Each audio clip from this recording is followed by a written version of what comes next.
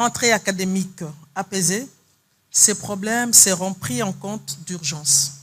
Il s'agit des arriérés de mois de mars, avril, mai et juin 2023, que nous appelons paye complémentaire, la distribution des véhicules aux professeurs dû au remboursement du manque à gagner, des primes de recherche du personnel scientifique et académique, de la mécanisation des nouveaux docteurs à thèse, du manque à gagner lié à la perte de pouvoir d'achat, de la mise en place du comité de suivi des accords. Nous apprécions le démarrage de cette année académique en cette date, de façon que nous ayons un calendrier, comme elle a dit elle-même, et cela a été ainsi mentionné aussi par le président de la conférence des chefs d'établissement de l'ère à Kinshasa, qu'on ait un calendrier académique harmonisé qui avait connu des perturbations à cause ou à partir de la pandémie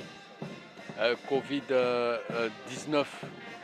Et dans ce cas-là, chaque établissement évidemment va s'adapter, va s'arrimer, va s'aligner, va se réajuster par rapport à l'instruction académique à 0,26 qui va réguler et qui va nous orienter dans la gestion, dans la gouvernance et dans l'organisation et le fonctionnement des établissements pour cette année académique.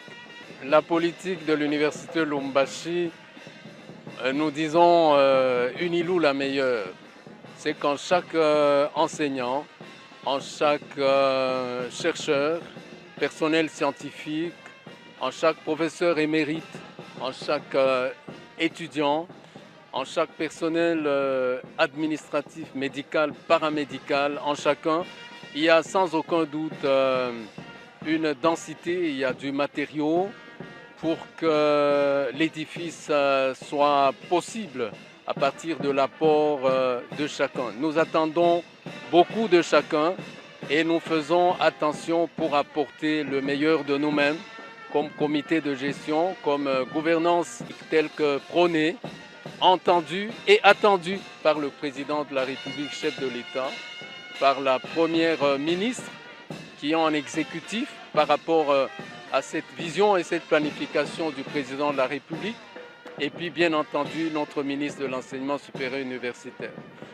Le secret aussi de notre réussite à l'université Lubumbashi, c'est l'ouverture des universités au monde, à partir pas seulement de l'interface université-société, en mettant en commun et en tenant pour important l'apport des entreprises, des privés, mais aussi l'apport de la coopération entre les universités en interne comme par rapport à l'externe.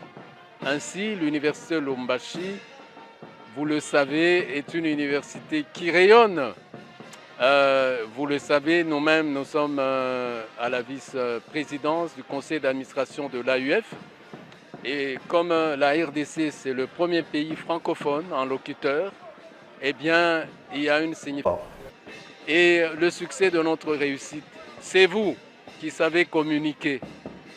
En communiquant, soyez adroits, soyez conscients que vous êtes vous-même, s'il vous plaît, une autre université. La presse, vous êtes une autre école. Ici où nous sommes, les étudiants arrivent. Mais pendant qu'ils apprennent, il y a toutes sortes d'interfaces, parfois d'intoxication, parfois d'interférences, parfois de contradictions.